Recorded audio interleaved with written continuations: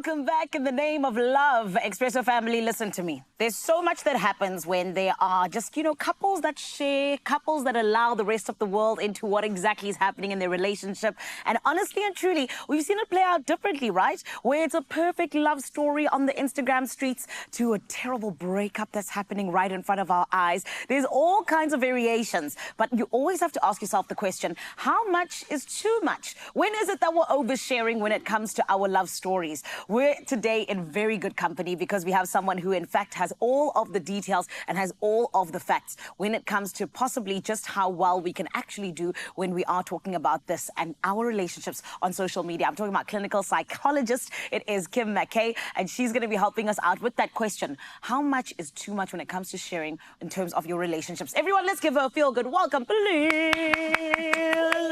Thank you. Kim, how are you? I'm very good, thanks, and you. Thank you for having me. Of course. Yes. So, Kim, I'm the mayor of Singletown, right? So I don't, I don't dabble too much in the relationships. However, I've always been one that is very, very strong in terms of the opinion of when we talk about social media and love and putting it out there. Originally, I was very much like, don't share anything. Yeah. But then I asked myself the question, I was like, but then what's the reason that you're not sharing? Is it because of other Good people? Exactly. Yeah. So I was like, then in fact, allow people to share. If you want to share, share. But then this is where we get to the question, is there such a thing as oversharing when it comes to your love story and love on social media? Sure. I think going on exactly that, every couple's going to be different, right? So there is no blanket approach or blanket answer to something like this. I think what's important is for every couple to be able to have this conversation and decide for themselves what is appropriate and what's not. When you do sort of overshare, there are some pitfalls or, some negative effects to that. Yes. And those can be, for instance, people can question your authenticity, right? Yeah, so are you true. really being authentic if all you're doing is posting online all the time about your relationship? Why are you posting so much? What's happening behind closed doors if you're posting that much? So really authenticity becomes quite a big concern. The other thing is if you're also going to be posting all this stuff online, it really takes you away from being present in your relationship because you have to create all this content. So you're sitting, how authentic are you being? But now you're also creating all this content and we're not really spending time together. Yeah. We're not really deepening our connection or, being able to really be in the moment. So all of that. The other thing also is privacy concerns, like people seeing where you are, what's happening. This is South Africa also. It really is. Right. So privacy, Even on that note, particularly privacy, is there possibly a conversation you should be having with your partner earlier on in terms of boundaries when we talk about social media? Is that something that is really pertinent for the relationship? Oh, absolutely. I think talking about boundaries in general, not just to do with social media, should be one of the very first topics you have as a couple. But in particular with social media, I think boundary conversations and things you want to consider is consent. Yeah. Have I asked my partner permission to post them on social media, or am I just doing it sort of willy-nilly? Consent is a really big thing to consider in terms of having a boundary conversation. Yeah. But also, what are we posting? How much are we posting online? All of these things are important boundary conversations because every person is going to be different and not everyone has the same understanding or ease in terms of posting things on social media. Yes. And this can really affect relationships in terms of the level of intimacy, the depth that you're able to go in, purely based on the fact that, social media is there.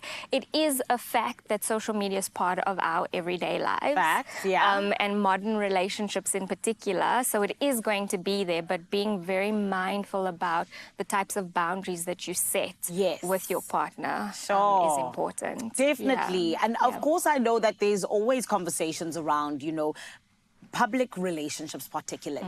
So, of course, we've heard about breakups that happen within the entertainment industry even, where there's high-profile couples that now are announcing the fact that they've broken up.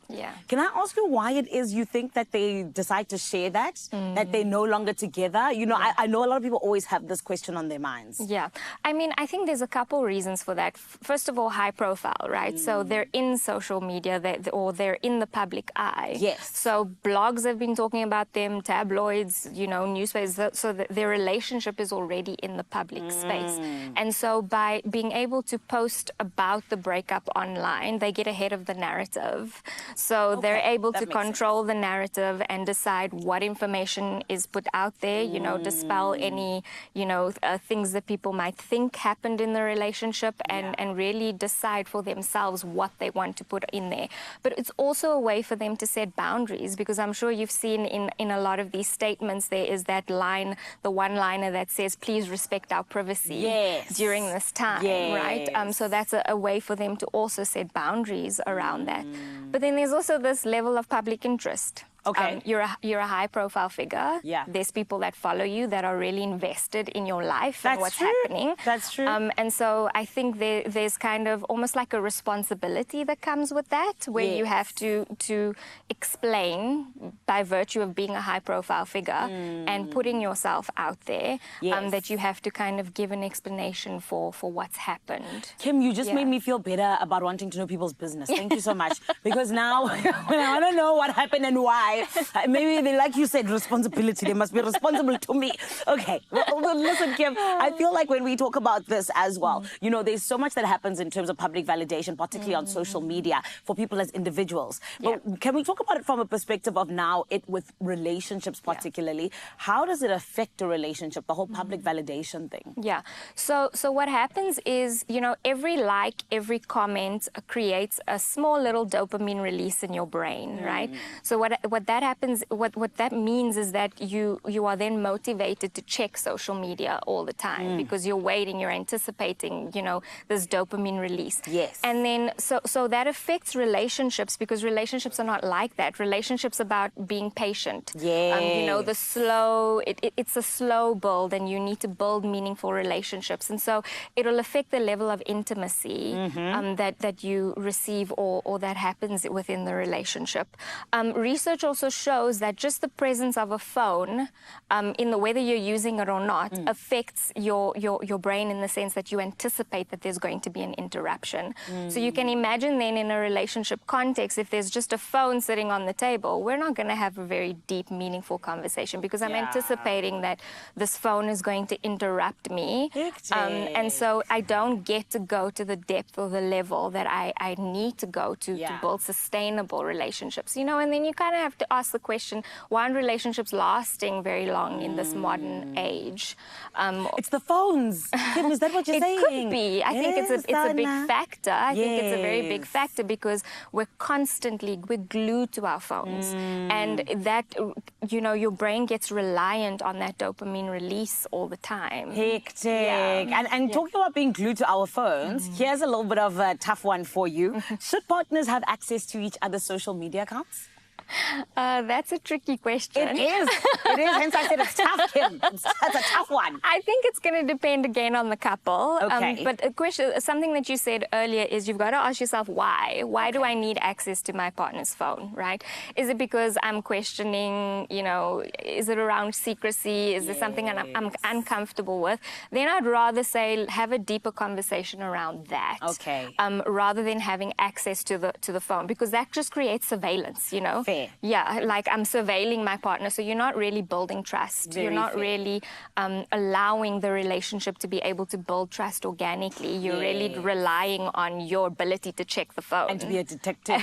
I hear you, Kim. You make sense. This is why we trust you as our clinical psychologist. And Kim, I love the fact that you're not going anywhere. In a bit, let me prime you so you don't feel like I'm throwing tricky things at you. We're going to be asking you about if they don't post you, are they hiding you? You're going to need to please give us your take on that, Kim. That is still going to be coming up right here on your Feel Good Breakfast show. If they don't post you, are they hiding you? Hey, there's a lot going on. We're still also going to be getting into some of your comments that you sent through on social media. Thank you so much for doing so. Of course, you always find us on #Expresso Show. But my Cape Town family, things are heating up here in Johannesburg. What's happening that side in Cape Town? What can we still look forward to? It's my Feel Good Breakfast Show. Things are getting so saucy here on your Feel Good Breakfast Show. Friend, we're talking about if your partner doesn't post you, are they hiding you, Sana? There's a lot going on. But of course, it was all sparked from the question that we asked you on social media this morning, where we asked you, do you share your partner on social media? You know, is that something that you believe in? How much is too much, actually, when we say, okay, I'm sharing about my relationship? How much can get us into a space that possibly doesn't look so good? And thank you so much for coming through, because I feel like you always come through as our clinical psychologist on the social media streets. As we chat to Kim McKay, our actual clinical psychologist, rather, here in the Johannesburg studio. And Kim, are you ready for some of these answers, my lovely? I am.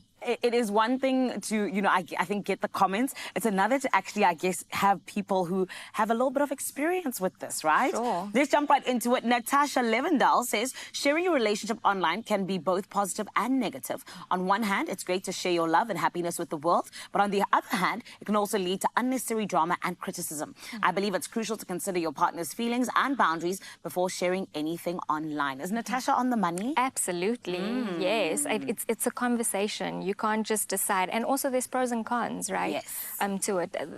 We can't oversimplify. Yes, Yeah. I love that. Janine Collins says, good morning, Expresso Breakfast team. Have a terrific Tuesday. Thank you, gorgeous. Every relationship must be kept private. There's no need for everyone to know what is going on in your personal life. What do we say to this, Janine? Look, each to their own, right? Every relationship is going to be different. There will be some couples that absolutely believe everything should be private, and that's fine.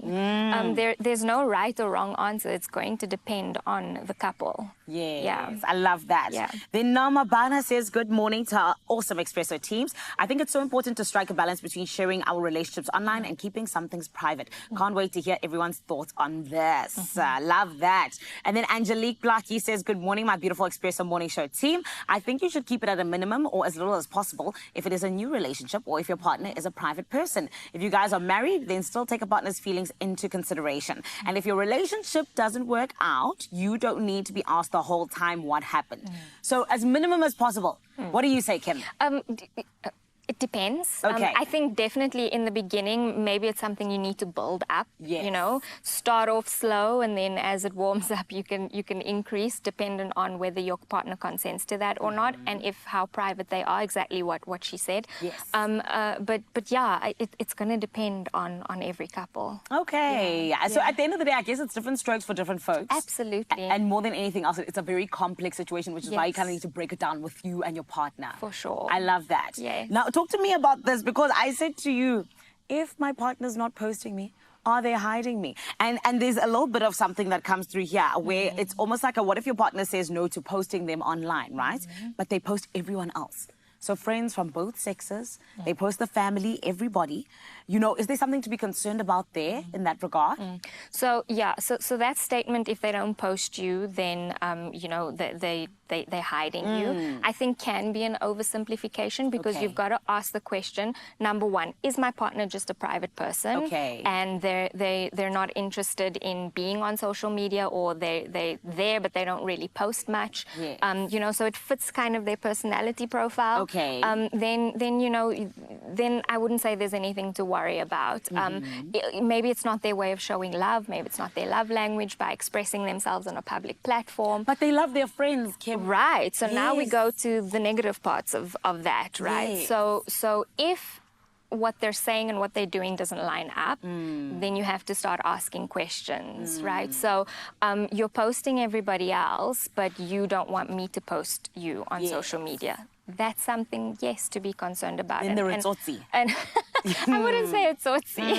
Sounds very But tsotsi-ish. I would say that that's a very good talking point and something that needs to be worked through and spoken about in your relationship. And perhaps if that's not something that you guys can sort out in a conversation between the two of you, well, then going to therapy would be a good platform to be able to discuss something like that. But it's not always that if they don't post you, they're hiding you. You know, there's a difference between being secretive and being private. Okay. You know, being private is just, it's not part of what I believe in, it's not part of my value system, whereas secretive is I'm deliberately going like not trying to hide you. Yes. What I'm doing in other aspects of my life is not adding up to what's happening on social media. So I'm also hiding you with my friends. I'm also not letting you meet my family or whatever. So those things are similar to what's happening on social media. But I'm happy to post everybody else. I think then you do have to start asking some questions around, why? Social media sending us to therapy. That's all I'm hearing right now, which is hectic. It's good to go to therapy. It's very good, but to be sent there by social media, oh my goodness, it's doing a lot to our relationships. It really is. Yeah. It's such an integral part of our relationships because of modern society and where we find ourselves now, that yes, it is part of the reason why a lot of people present in therapy is because of social media and the effects of that. Oh my goodness. Yeah. Like I said, it's very complex, but this is why I want to get to one of the most complex things about a relationship when it comes to an end. Yeah. Let's talk about these breakups. You know, when we now speak about the high profile people, I suppose, yes, like you said, sometimes they have a responsibility to the public to kind of explain. Sure. But just in terms of anybody who's going through a breakup, do you believe that, you know, these breakups rather being handled offline possibly helps a little bit better with almost closure, or even allowing someone to be able to completely let go of a relationship? Absolutely. I think handling a breakup offline is probably the best way to go, because if you want to handle it online, again, you have to ask the question, why? Why do I need to handle it online? Am I looking for public validation? Am I looking for some sort of support online? And then you've got to ask yourself, is there an over-reliance on that, right? So why do I want to post this online? Doing it offline allows yourself to be able to process through the breakup without the noise and without everybody's opinions on it. Really, you're the one that went through the breakup, so you have to process the breakup, you know, and really go through the motions in a private space. So I would say that, you know, dealing with breakups, if you're not a high-profile person, you know, in private is probably the best way to go. Fair enough. Yeah. That sounds like 100% something that I think everyone should possibly decide to take, should that possibly be where you find yourself. Sure. But now let's talk about the social media thing. Like I said, it sends us to therapy sometimes. Yes. Let's say you find a message on your partner's social media that's a little bit like, you know, concerning. How do you handle something like that? Talk, communication, Okay. open communication, you know, ask questions, be curious about what's happening. I found this thing on social media. It doesn't sit well with me. It doesn't make me comfortable for X, Y, and Z reasons. You know, give them an opportunity to explain and really unpack, but also talk about the effect that had on you. I think it's important for partners to know that them showing up on social media in a particular way, they have to consider the effect of that on their partners. So are you friends with your exes on social media? Do you follow your exes on social media? Are you liking their pics? Not only exes, just anyone. You know, how are you showing up on social media? You have to be mindful of that. Yes. And how that could have an effect on your partner. Yeah. So, my Kim, as we wrap it up, I mean, I feel like you've left us with so many gems. How would you just, you know, kind of advise someone who's possibly now looking at this and going, okay, cool, I need to decide how much am I going to show, how much am I not? Just what would you give in terms of words of advice? Sit down and really figure out for yourself how you want to show up on social media and what role does social media play in your life, you know?